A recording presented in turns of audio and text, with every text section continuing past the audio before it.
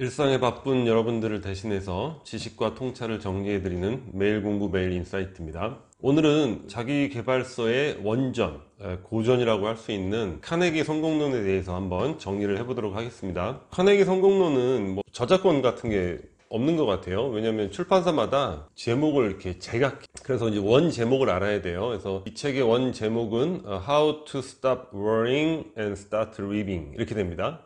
이거를 어떤 출판사는 카네기 성공론, 어떤 출판사는 카네기 인간관계론 이렇게 제목을 따로따로 막 지어놨어요. 이 책은 성공한 많은 그 미국인들의 헌사에 또 빠지지 않는 인물이 데일 카네기인 것 같아요. 그래서 전체적으로 간단하게 요약해서 살펴보도록 하겠습니다.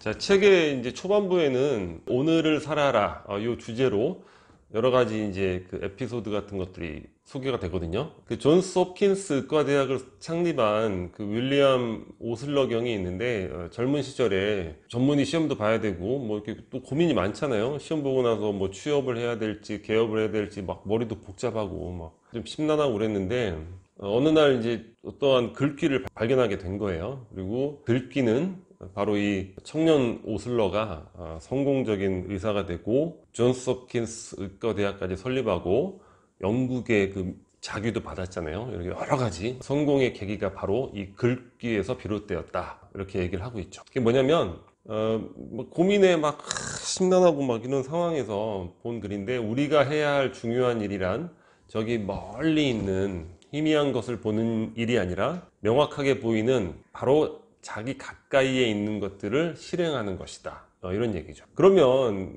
이렇게 얘기할 수도 있죠. 오늘 나에게 주어진 과제만 집중을 하면 미래에 대한 생각은 준비는 안 하냐. 근데 이 오슬러 경의 말이 뭐냐면, 내일을 준비하는 가장 효과적인 방법이 바로 그 오늘에 집중하는 거라는. 두 번째, 예수의 강론에서도 이 내용은 나옵니다. 너희는 내일의 일을 걱정하지 말라. 내일의 일은 내일이 되어 걱정하라. 하루의 노고는 그날 하루로서 충분한 것이다. 이 삶이라는 게 고통스럽고 노고가 있는 거죠. 그죠? 그날 하루의 노고만으로도 쉽지 않은 일이다. 근데 왜 그렇게 멀리 있는 미래의 10배, 100배의 노고까지 한꺼번에 가지고 와서 더 괴로워하느냐. 이러한 어리석음을 이제 깨우치려고 하시는 말씀 같아요. 내일의 일은 내일 걱정하라. 걱정을 하지 말라는 거죠. 하나 더, 남편을 잃고 이렇게 가난하게 살고 있는 여인이 있었는데 어떻게 직업도 형편없고 먹는 거에 대한 두려움, 삶에 대한 두려움이 막 극한으로 치닫는 거예요. 자살을 하려고 이제 결심을 하는 거죠. 그러다 어느 날 또 이런 또 우연히 글귀를 보는 거죠. 현명한 사람에게는 하루하루가 새로운 삶이다. 이 여인이 깨달은 거예요. 삶을 길게 하나의 덩어리로 보는 게 아니라 하루하루를 하나의 삶으로 쪼개는 거죠. 큰 평생이라는 개념으로 보면 너무 공포스럽고 힘들고 산다는 게 어려운 건데, 쪼개니까 하루 정도는 그래도 살 수 있을 것 같은데 이렇게 깨닫게 되는 거죠. 그래서 그렇게 이제 하루씩 단위로 매일매일 새로운 날을, 새로운 삶을 산다는 마음으로 살아가면서 고독과 궁핍에 대한 공포를 극복하게 됐어요. 그래서 좋은 인생을 살게 되었다는 얘기죠. 그리고 이제 캐리어 아시죠? 그 에어컨 제조하는 회사인데 그 캐리어 맞습니다. 캐리어의 이제 고민과 불안을 극복하는 방법. 캐리어가 직장 생활을 하는데 어떠한 그 거래 같은 게 뭐가 잘못돼서 회사에 2천만 불의 손해를 끼칠 그런 상황에 처하게 된 거예요. 얼마나 고민되고 불안하겠어요. 회사에서 잘리는 거는 당연한 거고, 손해배상을 받지 않을까? 이런 것도 인생이 한 방에 망가지지 않을까? 여러 가지 고민이 많이 되겠죠. 너무 이제 불안하고 고민되다가 야, 이건 아니다. 그래서 생각을 한 거예요. 어떻게? 최악의 경우를 예측해 보는 거죠. 최악의 경우 어떤 일이 생길까? 예측한 다음에 좋아, 받아들이자. 세 번째, 일단 그 받아들이는 거고, 지금 이 시간은 내가 어차피 최악의 경우 받아들일 거니까 이 시간은 내가 그거를 어떻게라도 조금이라도 완화할 수 있는 바로 그 노력에 내가 시간을 투자하자. 그래서 2천만 불이 아니라 이제 손해가 10,000불 정도 되는 거고, 회사한테는 또 유용한 경험이 되게 된 거예요. 그래서 어떤 캐리어 본인도 큰 사업가로 이제 성장을 하게 됐죠. 캐리어가 얘기를 하는 거예요. 만일 내가 번민을 계속했더라면 이런 성공을 이루지 못했을 것이다. 왜냐? 고민의 가장 나쁜 특징 중에 하나는 집중하는 능력을 잃어버리게 하는데, 고민이 이제 가장 나쁜 이유는 바로 이거죠. 그날의 집중력을 잃어버리게 만든다는 거예요. 그리고 이제 여러 가지 고통과 고난 속에서 치유, 그 치유의 방법 중에 하나가 뭐냐면 몰입의 치유입니다. 몰입의 치유. 두 딸을 잃은 더글라스라는 아빠가 있었어요.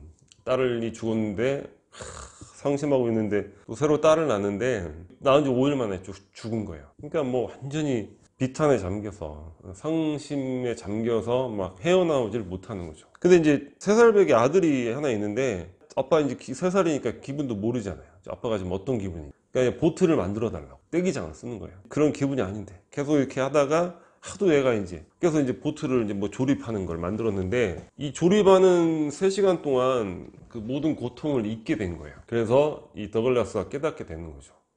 무엇인가 내가 몰입을 해야 되겠다. 그래서 해야 될 일의 리스트를 다 정리를 하는 거예요. 그래서 자기 슬픔과 고통으로부터 극복을 한 사례가 있습니다. 이러한 사례들은 굉장히 많죠. 나쁜 짓을 안 하는 사람이 난 나쁜 짓 하지 말아야지 이래서 안 하는 건 아니겠죠, 그죠? 착한 일만 하기에도 바쁜 거죠. 이것도 삶에 대해서 적용하면 마찬가지예요. 뭐 고민하고 괴로워하고 막 걱정하고 두려워하고 이것도 시간이 있어야지 하는 거잖아요. 처칠이 이제 그 2차 세계대전 때 얼마나 바쁩니까? 고민하고 있을 겨를이 없다. 조지 버나드 쇼가 아주 기지가 넘치는 작가죠. 이 언어력이 아주 비참해지는 비결은 자신이 행복한지 불행한지 따위를 생각할 겨를을 갖는 데 있다. 파스텔리는 뭐라고 했냐면 도서관과 실험실에서 막 바쁜 거예요. 연구하느라고. 그러니까 거기서 자기는 평화를 얻는다는 거죠. 이게 뭐 괴로울 겨를이 없다는 거예요. 고민이고 내일 뭐 미래에 대한 걱정, 불안을 할 겨를이 없다는 것. 그래서 이 몰입의 치유력, 지금 굉장히 큰 고통 속에 혹시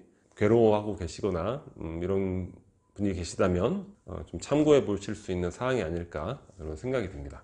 자, 그리고 또 하나는 우리 인생에 보면 큰 고난은 잘 헤쳐나가는 경우가 의외로 많다는 거예요. 특히 이제 뭐 부부라든가 뭐 친구, 동료, 또 조직 어떤 큰 고난 앞에서는 잘 해결해 나가는 경우가 있는데 이 사소한 일로 갈등이 생기고 파국이 발생하고 이런 경우가 굉장히 많다는 거죠. 그래서 법원 판사들이 하는 얘기가 결혼 파탄 이게 뭐 하다 보면 굉장히 사소한 일로 시작이 돼서 이게 도저히 뭐 앙금이 해결이 안 되는 형사 사건들 다수도 뭐 이렇게 상해를 입힌다거나 뭐 이런 경우 있잖아요. 뭐 심지어 살인까지 이런 경우도 이게 알고 보면 되게 사소한 일로 말 한마디 좀 친절하게 해주면 될 걸 아예 막 그냥 그래서 이제 그런 원한을 맺게 되고 그래서 우리가 이제 사소한 일로 일에 굴복하지 말자. 그러니까 사소한 일로 고통을 받지도 말고 사소한 일로 감정의 동요도 받지 말자는 거죠. 뭐 누구를 보복을 한다거나 생략이 되는데 요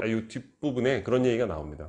보복을 하는 건 자기 자신에게 상처를 입히는 거다. 그러니까 감정적이건 물리적이건 내가 어떠한 상처를 받았다고 해서 보복할 필요는 없다. 이런 극복법 방법도 책에는 나오거든요.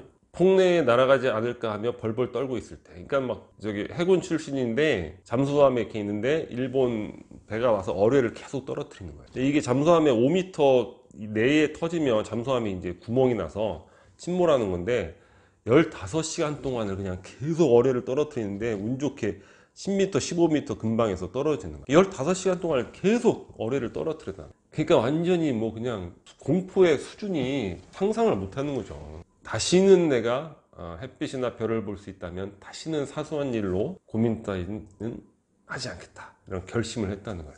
이 15시간 동안 대학 4년간 배운 것보다 인생에 대해서 훨씬 많은 것들을 깨닫게 됐다는 거예요. 우리가 사소한 일에 굴복하지 말아야겠습니다. 그리고 평균율의 법칙이라는 게 나오는데 이 개념은 이제 뭐 통계, 확률의 법칙 그 정도로 보시면 될 거예요.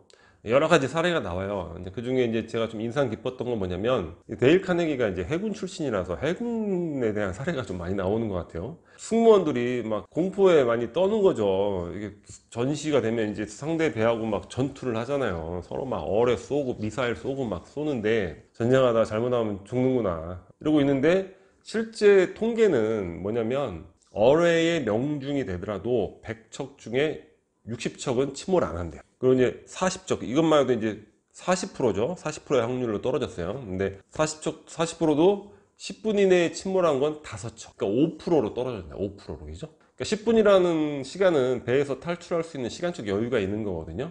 그러니까 사상자가 극소수가 된다는 거예요. 이로써 이 승무원들이 막 사기가 올라갔다. 많이 심리적으로 안심을 하게 되는 거고. 그러니까 뭔가 우리가 고통받는 거는 뭔가 모호함으로 인해서 고통을 받잖아요. 실제로 그런 일이 발생 안 할 가능성이 예를 들어 더 높은 거예요. 내가 운영하는 회사가 부도가 난다고. 뭐 이런 게 이제 실제로는 발생하지 않을 수 있는데 그럴지도 모른다는 이런 느낌으로 인해서, 이 모호함으로 인해서 계속 이렇게 고민한다는. 그래서 이 평균율의 법칙, 이 부분도 적용해 볼 필요가 있을 것 같아요.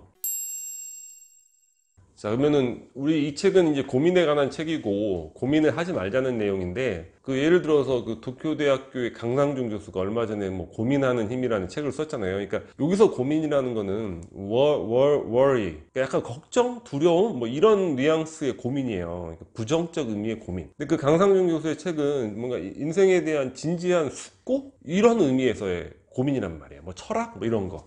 그래서 이제 우리가 이제 고민을 맥락에 의해서 이해를 하셔야 돼요. 데일 카네기가 얘기하는 고민이 이거예요. 우리가 숙고를 하는 거는 문제의 본질을 알아내서 조용히 그걸 처리하는 것을 의미하는 거고, 고민한다는 거, 이거는 미친 듯이 쓸데없이 원의 테두리 안을 빙빙 도는 일이라. 여기서 의미하는 고민은 그걸 얘기하는 겁니다. 그러니까 이런 인생이라는 게, 저도 이렇게 많은 부분에 이 고민을 적용을 해봤거든요. 거의 맞아요. 거의 모든 부분에 이게 적용이 돼요. 저나 주변의 사람들의 삶을 바라볼 때 바로 그 오늘 해야 될 것들에 시간을 투자하는 것, 이런 것들이 이루어지면 뭐 전혀 문제될 게 없는데 계속 고민을 하고 있는 거예요. 이걸 내가 뭐 대학원을 가야 되나 말아야 되나, 이 일을 해야 되나 말아야 되나, 내가 뭐 퇴사를 해야 되나 말아야 되나. 근데 결론이 뭐냐면, 그러한 고민이 뭐 새로운 어떤 전망을 뭐 행동을 뭐 만들거나 이러면은 뭔가 이렇게 또 발전이 있겠지만, 도로 원점으로 돌아온다는 거. 그리고 또 고민한다.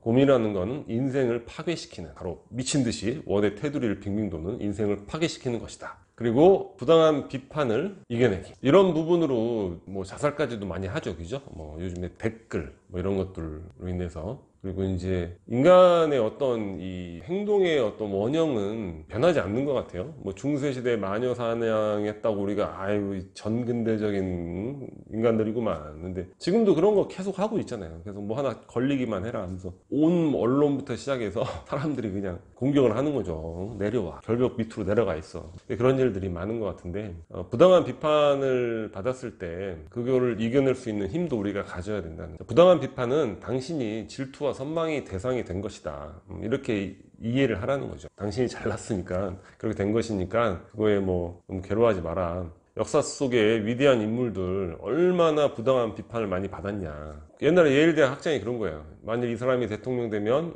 우리 아내 딸은 매춘 제도의 희생자가 모욕받고 타락하고 우아함, 도덕, 추방자, 하나님과 사람들에게 미움을 받고 배척당하고 막 희한한 얘기는 다 써놨죠. 토마스 제퍼슨에 관련된 얘기입니다. 그 미국의 건국의 아버지 중에 한 분이고 아주 위대한 분이죠, 그죠? 독립헌법을 기초한 이런 욕을 듣는 거예요. 그 밑에 봅시다. 미국인으로서 위선자, 사기꾼, 살인범보다 더 나은 면이 없는, 단두대에 막 세워놓고 막 그냥 자르고 막 군중 끌고 다니면서 막 꾸짖는 광경 그리고 막 미국 초대 대통령 조지 워싱턴입니다. 위대한 미국의 초대 대통령이잖아요. 그러니 우리도 그럴 일을 받을 수 있는 건 많은, 뭐 댓글 이런 거에 신경 쓸 필요 없죠. 쇼펜하우어도 그런 얘기 하지만 인간이라는 게 이 찌질하다는 거야. 그래서 그 찌질한 인간들에게 뭐 어떤 평을, 뭐 좋은 평을 얻는다는 게 더 이상한 거 아니냐. 그런 거 신경 쓰지 마라. 우리가 이제 물론 뭐 좋은 인간관계는 해야 되겠지만, 뭐 이러한 이상한 어떤 근거 없는 비판들에 대해서 마음을 둘 필요가 없다.